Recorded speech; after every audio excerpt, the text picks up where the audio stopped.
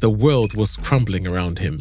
Hoan Ton-That was the CEO of Clearview AI, a secret company only few knew about. And as he watched the news, his heart was racing. Clearview AI's facial recognition technology violated federal and provincial laws on personal information. Authority has fined American facial recognition company Clearview AI. Are you invading people's privacy? I'll show you a demo right now. Clearview had already been banned on the App Store and from several state police forces. Now, the company was at the center of a dilemma, with users and governments asking, can we trust Clearview? Hoan was labeled a fraud, a villain, and even a creep. But as he shot everything off, he realized business was doing incredibly well. Clearview was used by more than 2,000 organizations around the globe. We are talking NGOs, police, military, and secret services, with access to a database of over 30 billion faces. And they were racking in millions of dollars in revenue.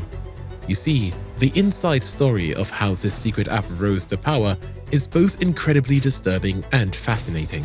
So, buckle up as we enter the world of Clearview AI, the company which owns your face.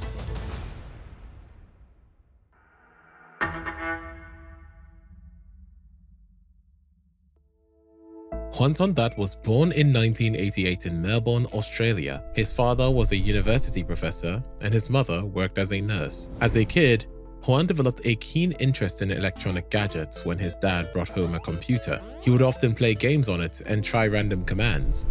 So, when he turned 14, he taught himself to code, relying on free teaching resources and video lectures posted online. Later in college, Hoan chose a computer engineering program. But he got bored. Instead of doing schoolwork, he spent most of his time creating a dating app for students. To get the word out, he will often share updates on an online forum filled with people into tech and startups. There, he met Naval Ravikant, an investor who put up a post saying he was investing in social media startups. This was his chance. So, at just 19 years old, Hoan flew to the US, marking the beginning of a wild ride.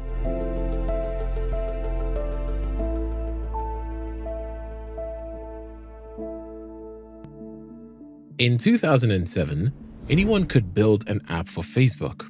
At the very top was Farmville, a game that let users harvest virtual crops and raise digital livestock. It made $91 million in profit thanks to ads and people paying real money to buy digital cows. So Hoan started making Facebook quiz apps. After one of them got traction, Ravikant invested $50,000 in seed money to keep going. And business was doing incredibly well. More than 6 million users installed his apps and he cashed in through ads. But there was a problem. Every time users logged in, they were flooded with alerts about every quiz any of their friends had taken. So Facebook blocked third-party developers from sending notifications. Since less users were referred to the app, revenue dropped drastically. Eventually, Hoan sold his Facebook quiz company, paid Ravikant back, and started making iPhone games. Still, Hoan had collected a ton of user data, and he was about to put it to good use. In February 2009, Hoan released Video, a YouTube copycat that required visitors wanting to watch a video to log in using their mails. But when they did, Video used the credentials to send messages to all their friends. Typically, mails read, "Hey, check out this video," followed by a link. It was a disaster. Video first trended on Twitter as a virus. Later, it was all over the news and people were furious. By the time he shut the website down, it was already too late. Google blocked him, his internet service provider dropped his account, and internet browsers threw up a warning message to anyone who visited his website. Hoan's online reputation was destroyed. So for years, he went under the radar and took an engineering job at a startup. He also traveled the world and even tried himself at modeling. But ultimately, he stuck with tech and kept building apps. For almost 7 years, everything seemed smooth. But during that time, something had changed within him. Something that would set him on a journey that would change his life forever.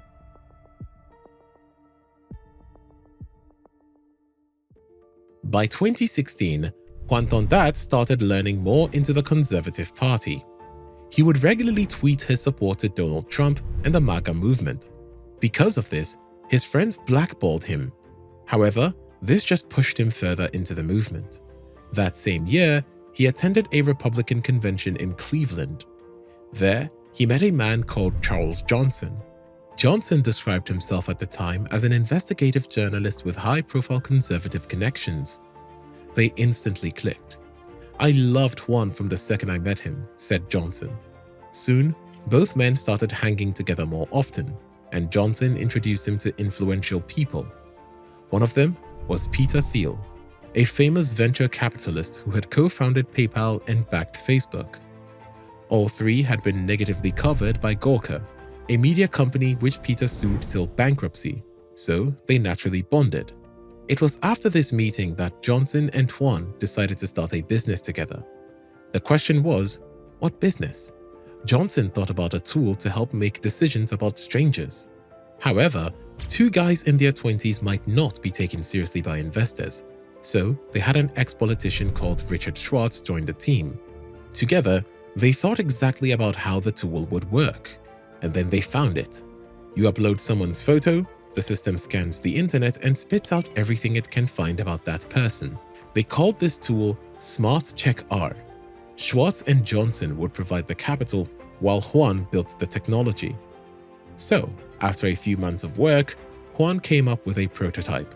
Not only could it show a person's different social media accounts, but it also analyzed who they followed and their political orientation. Then came the opportunity to test it.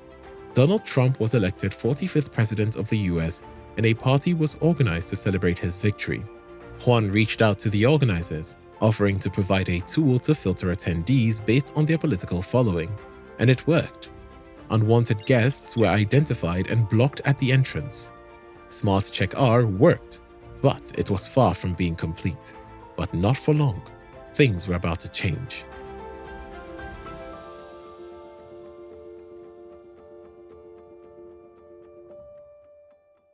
After the success of the Trump party, the Smatcheckr team pitched the app to the Hungarian government, but it fell through for two reasons.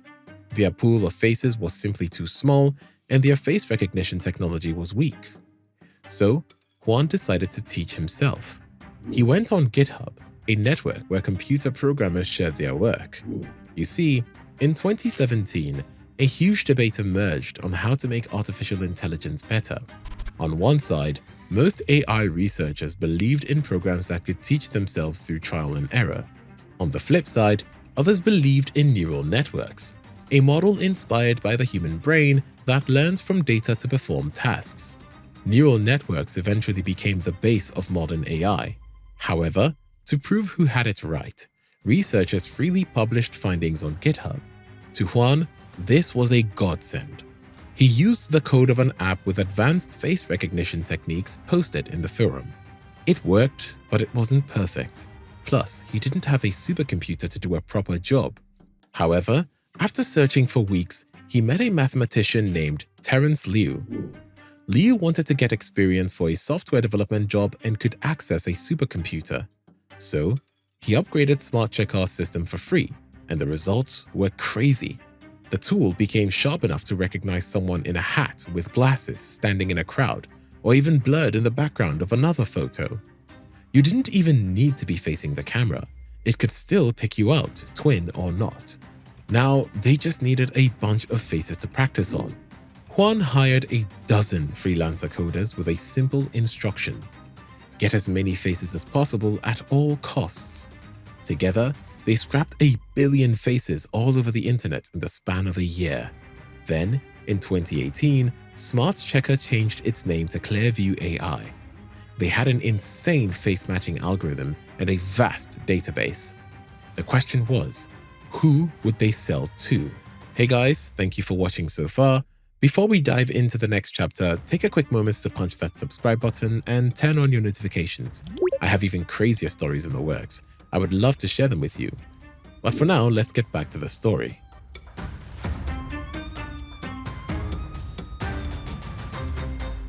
Often, the biggest business problem is finding the right customer. Clearview had pitched its app to several businessmen and investors. They would show interest but never closed the deal. However, since most had tried the app, word spread among elite circles about how good it was. In fact, it became a party trick for some of the wealthiest and most powerful people in the world. They used it for all kinds of things: to break the ice on dates, to figure out who people were at business events, to get an edge at poker tables against strangers. A billionaire even used it to identify his daughter's boyfriend. But no matter how hard they tried, investors kept turning them down. Then, in October 2018, Hoan received an unexpected tip from an ex-cop worker for a real estate firm. His whole team worked on financial crimes at the New York Police Department, and Clearview AI could be of use. They had finally found the ideal customer. The NYPD had an internal face recognition team, but a small database to work with. This was a problem if a suspect was from another country or a junior member of a criminal operation without a record. So they decided to give Clearview a chance. Officers ran the tool with blurred pictures from an old case. Leads were generated almost instantly. This could help an officer to find more evidence before making an arrest.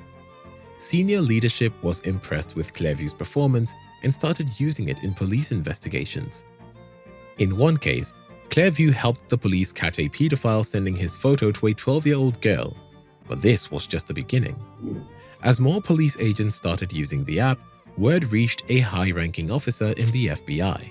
And just like that, Clearview made the leap forward from a local police department to the FBI. At the same time, Hoan's private army of coders kept scrapping billions of pictures on the internet to satisfy its new customers. Eventually, the NYPD refused to sign a deal after 6 months of trial.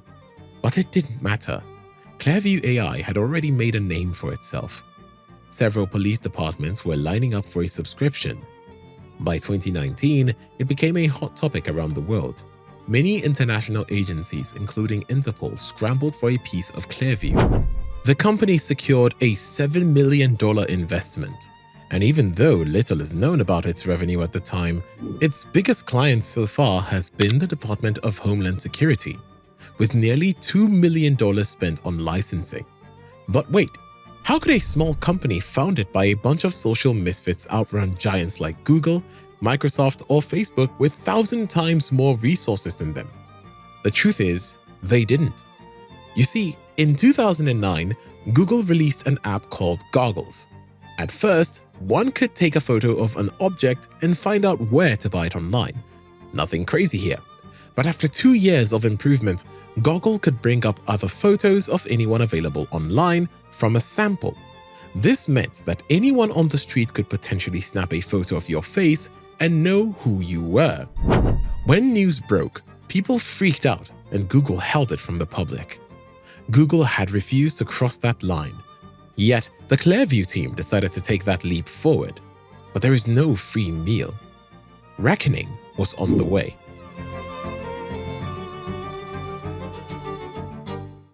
In May 2019, a man named Freddie Martinez attended a hearing about facial recognition technology. He worked for a non-profit and had a history of fighting against government surveillance. For the first time, he heard about Clearview AI. He couldn't believe it. So after watching the hearing, Martinez started gathering every information he could find on the app. He discovered that more than 200 law enforcement agencies were already using the app, the company's price list, and a memo that shielded potential police customers. Martinez printed out the documents and leaked everything to a New York Times reporter. From here, all hell broke loose. Clearview was exposed and people were furious. It started with Hoan. Many recognized him from the video incident 10 years earlier and sent tons of hate mails. Several police departments were barred from using Clearview. Apple revoked the company's account, and several social media companies requested photos to be delayed. Lawsuits were filed against the company across the country, and Clearview was hammered in the press. This scandal could have destroyed Clearview, and yet something turned the tide in their favor.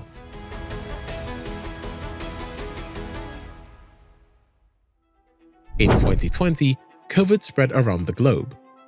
Not only was it a national crisis, but it was the main subject of media coverage.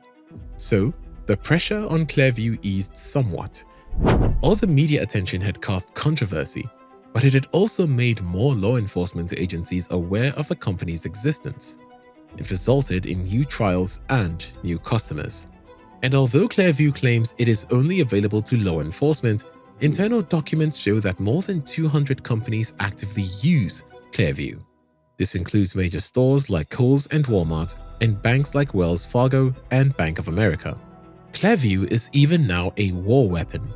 The Ukrainian government has used the tool to identify more than 230,000 Russian soldiers and officials in military operations. All this boom has helped the company generate $25 million in revenue and was valued at $225 million in 2024. As more funding pours in, its value is likely to keep growing. Today, Clearview's database has over 50 billion images. You could request yours to be removed from their system, but honestly, it would likely make its way back in. So, what does this say about the future and what we can do? Let me know in the comments. Subscribe for more content like this, and I will see you in the next one. Cheers.